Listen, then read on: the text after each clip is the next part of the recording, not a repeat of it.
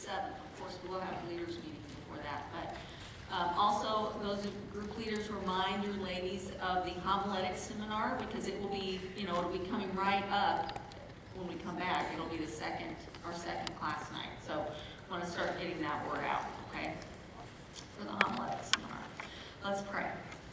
Lord, I thank you for this morning. I thank you that even though there are complications and there are difficulties, that you go before us and you straighten every path. Just as you did this morning, we had technology problems, and here we are, and you made it all work, and you are here with us. I feel your presence, Lord, and I ask you just to speak to each of us this morning.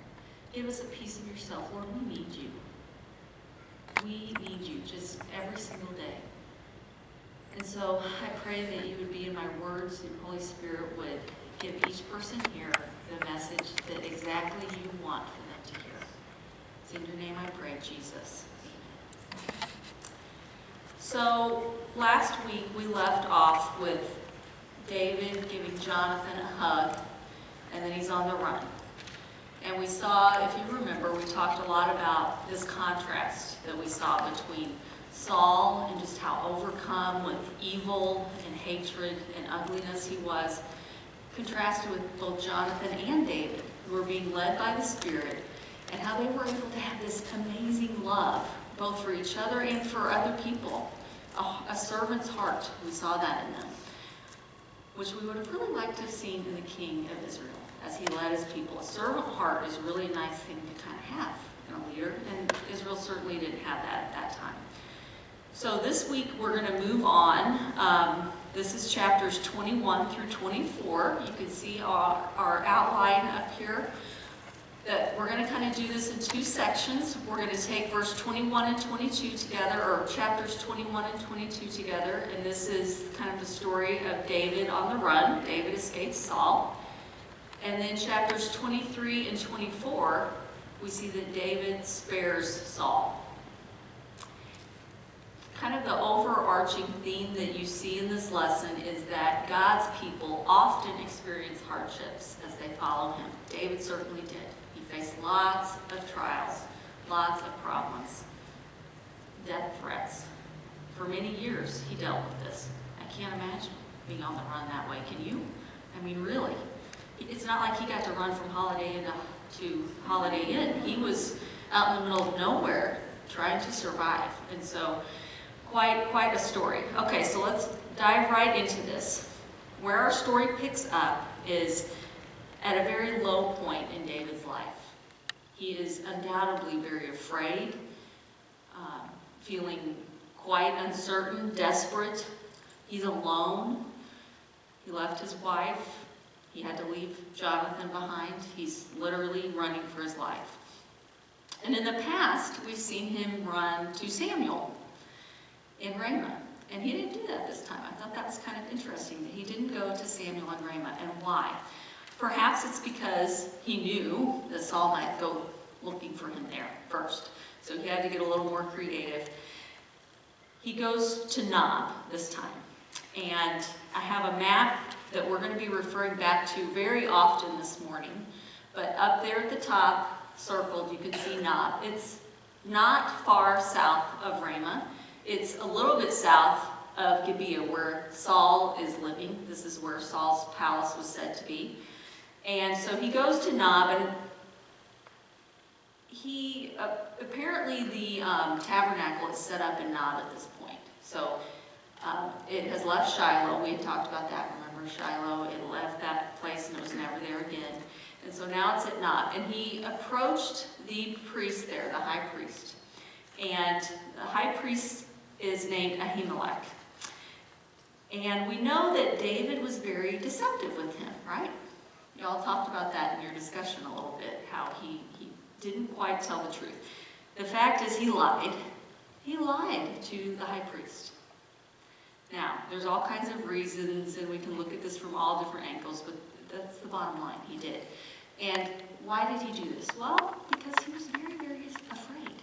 He was on the run. He's scared for his life. And how many times have you made a bad decision when you were emotional? Right? He's very emotional, and he made a bad choice. He made a bad decision. And so it's kind of a good lesson for us to learn from him, is that fear, when you feel fear, if it's not brought directly and immediately to God, then it's going to lead to bad things. Because fear often causes us to sin, especially if it's not brought directly to God. David's lie had very bad consequences for the priests at Nob, and actually, unfortunately, all the people of Nob, which we're going to talk about that later.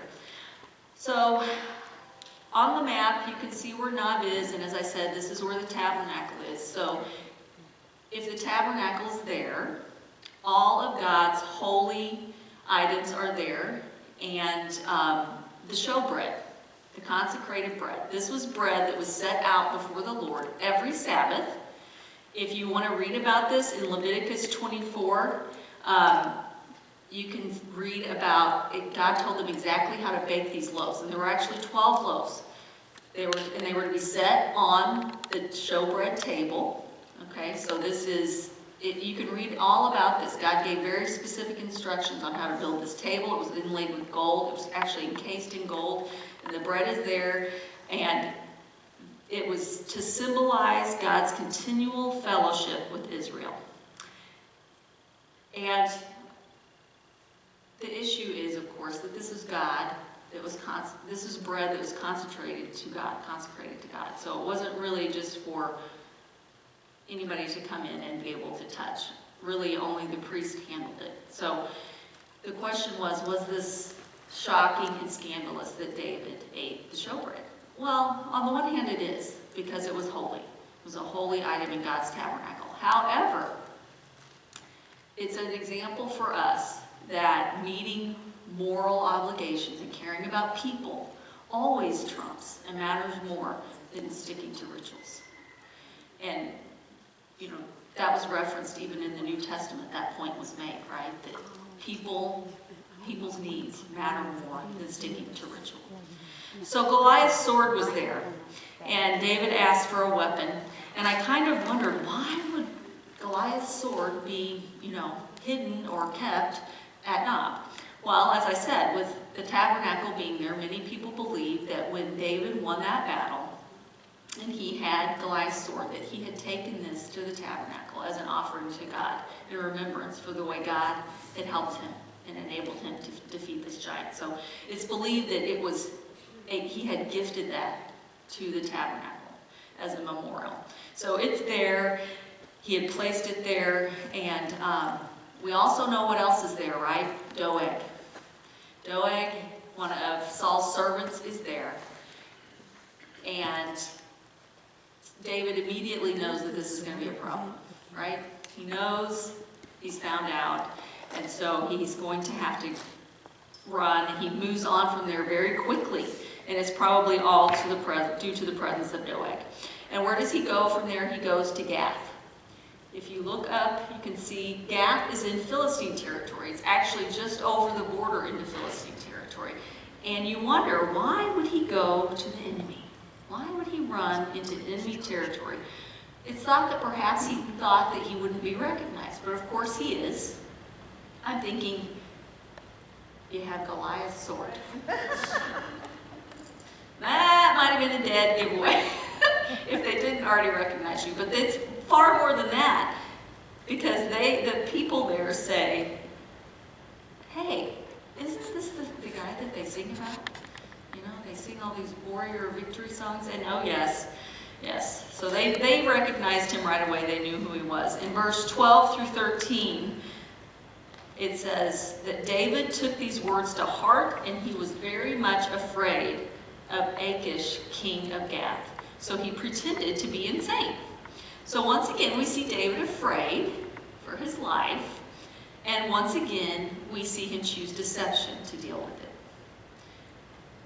Neither time, I want you to notice that neither of these two times does it say he inquired of the Lord. Okay. He does not go to God with his fear, and so the outcome of that is not good. So, a couple lessons learned from David already in this lesson. Number one, when you are afraid, go directly to God. Before you do or say anything, go to God. Where's your charger? And the second lesson is when you're tempted to be deceitful, stop and look at it. Look at it dead on. Stop and look at it and try and ask yourself why. Why you're being tempted to be deceitful. Sometimes it helps to talk to someone else about this, about your fears or your temptations. A close friend, even a counselor, they can sometimes help you sort through those things. But it's important to know why. Figure out why. And then if all else fails, or see number 1, right? Go directly to God when you're afraid. So King Achish is also called Abimelech. This is a title, such as Pharaoh. So instead of calling him King Achish, we should be saying, perhaps, Abimelech Achish, because that's how they used the term. It was a title of royalty. Because you'll see this name again in later chapters, and it's not the same king. So, important to know that. In Psalm 34, David calls him that. He doesn't call him Achish, he calls him Abimelech, if you notice that, the title. David most likely wrote this psalm when he was hiding in a cave at Adullam. So you can see on the map, Adullam, that's where he goes next. He's hiding there.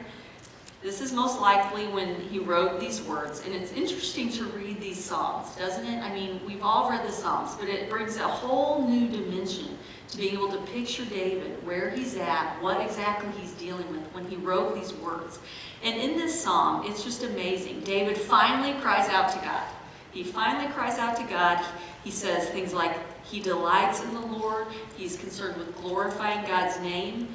And he says that he knows God's eyes are on him. God is with him. And so the story from this point on takes a drastically different tone.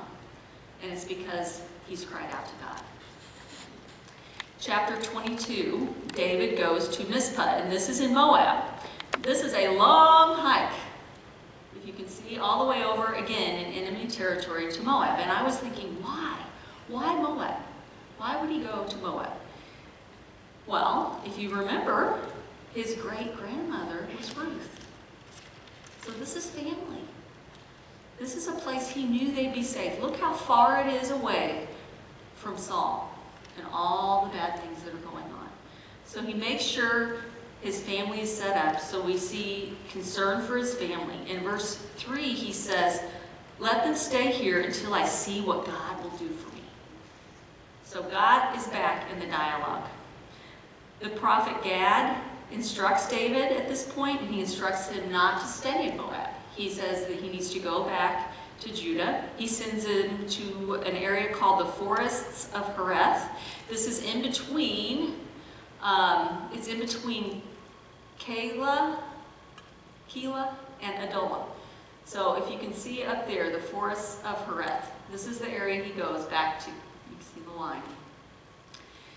And this is his hiding place for the next while. Now Saul is up in Gibeah, where the blue star is. That's where Saul is. So he's there, and he's as crazy as ever, suspicious of everyone. You read all those things he was saying to everyone. He's being an accuser. He accuses everybody of conspiring against him. You know who the accuser is, don't you? So you can see who's being influenced by Satan, the accuser. He kept saying, you all conspire against me. He's just crazy. His insecurities are festering and multiplying, and he ends up ordering the priests of Nob to be killed. The priests. He wanted to kill all the priests. And some of his guards have the guts to say no, which is rather amazing, really. They were taking their life in their hands to refuse an order of the king, but they said, we will not touch the priests. Of course, Doeg does Saul's bidding. He kills 85 men that day. Very, very sad. He kills their families. Wasn't this a horrible story? Ahimelech's son, Abiathar, this is the high priest's son, he escapes and he runs off with David. So he is now, just like David, running for his life. He's completely innocent. He's now the only priest left in this area. He's done no wrong, and yet he's running for his life from Saul. And this is our first truth to treasure this morning. Following God includes enduring difficult circumstances. Following God often includes enduring difficult circumstances. David was being persecuted over nothing. Remember that. As he's on the run and all these things are happening, he had done nothing wrong. He had never wronged Saul. In fact, he had brought great blessing and honor to him. He had helped him be successful in battle numerous times. And yet here he is, he's scared to death and he's on the run. One of the hardest things to do when you are scared is to stop and submit yourself to the Lord. But it's the most important thing you can do. It's the most important thing we can do when we're in the middle of a gut-wrenching situation where our anxieties are multiplying within us. The most important thing we can do is just stop and depend on God. And then do the next right thing that He shows us. That's it. That's all we can do. Things get worse when we take things into our own hands. You know, the Christian walk is not a trouble-free one. God never promised us that. He never promised us that we wouldn't face trials and problems in this world. In fact, the opposite, right? Jesus said in John 16:33, I have told you these things so that in me you may have peace. In this world you will have trouble. Not if, when, right? You will have trouble. But He reminds us, take heart. I have overcome the world. So problems are when, not if. And so realizing that, let's depend on Him like we should. Let's just slow down and stop trying to take things into our own hands and figure everything out and handle everything and just do the next right thing that He shows us. When crisis comes, what's your go-to? When crisis comes, what's your go-to? Is it the phone? Your best friend? Binging something on Netflix? Even alcohol? Or is it your knees? David could have turned his story around a lot sooner if he had gone straight to God from the get-go when he was afraid. The minute he left Jonathan's side, he should have been in prayer. And it doesn't say that he was. He finally got with it. But a lot of bad stuff happened first, and people actually lost their lives due to his deceit. So big, major lesson there. Even so, God answered David when David turned to Him. He was always, always with him, just as He is with us. Okay, I'm going to stop here. Can we pause? Are you having battery problems? Charging? It won't charge. Is that a problem? It won't charge.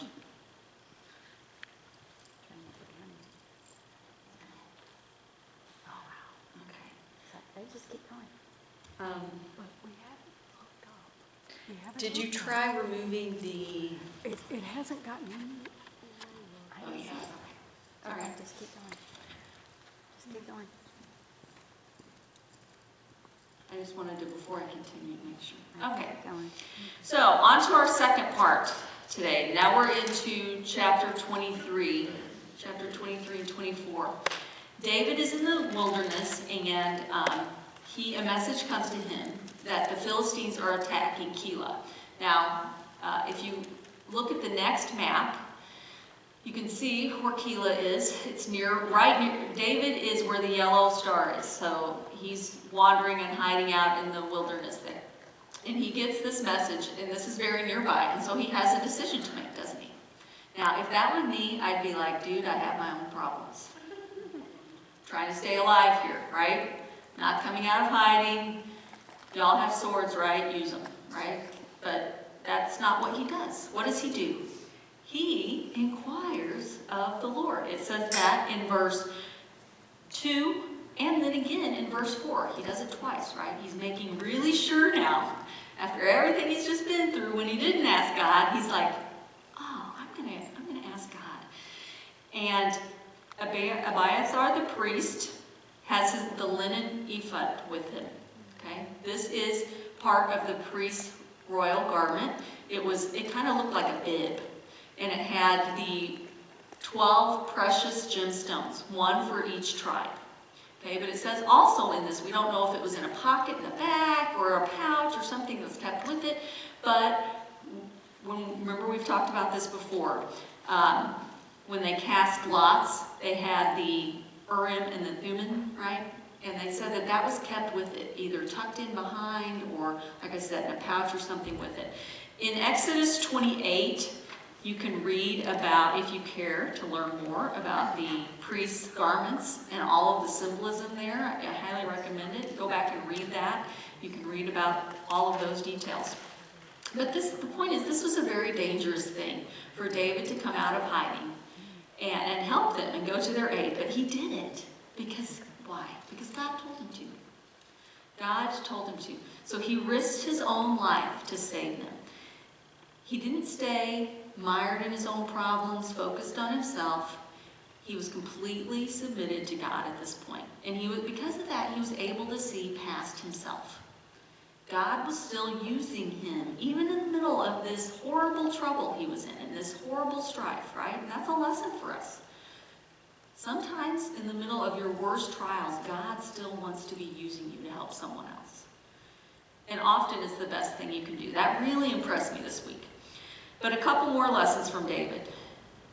Besides the one I just mentioned, that sometimes in the middle of your own personal crisis, God still wants to use you. The second one is, despite being in your own problems, be determined to do what God directs you to do. Submit yourself to him, even in the hard times, or most importantly in the hard times. And another third lesson is sometimes obeying God means helping others despite danger or harm to self. Isn't that the truth? Jesus showed us that loud and clear, right? Sometimes doing God's will and doing things for others means laying down your life. David laid down his life for these people who weren't even his friends, as we can see, right? He does all this for them, and then the minute that Saul knows where he is and he's coming for him, they turn around and betray him. David asks of God, and God says, yep, they're going to give you up, right? So no loyalty there, so he's on the run again. And it says that it says in verse 14, David stayed in the wilderness strongholds and in the hills of the desert of Ziph. So you can see where Ziph is. It's circled in red. He's wandering around in this area all around Ziph. Now, it says that he stayed in wilderness strongholds, and I wondered what those were, did you? It's basically natural hiding places. Crevices and cavernous cave areas higher up in those low mountains of the area. Great hiding places. And so that's what he did. He would probably typically move from one to the other and not stay in one place too long. But he hid in these areas that were natural hiding spots. It says that David stayed in the wilderness strongholds and in the hills of the desert of Ziph. Day after day, Saul searched for him, but God. I love that. That's in verse 14. Day after day, Saul searched for him, but God did not give David into his hands. David wrote Psalm 54 and 63 while running around in this very area. So those are the Psalms that he wrote. And he was afraid. He was still very, very afraid. Can you picture this scene? He does have men with him. They're all in hiding. And it's nighttime. Don't you know that every sound you heard would have just put you on alert? Every crack of a twig would have put you into despair.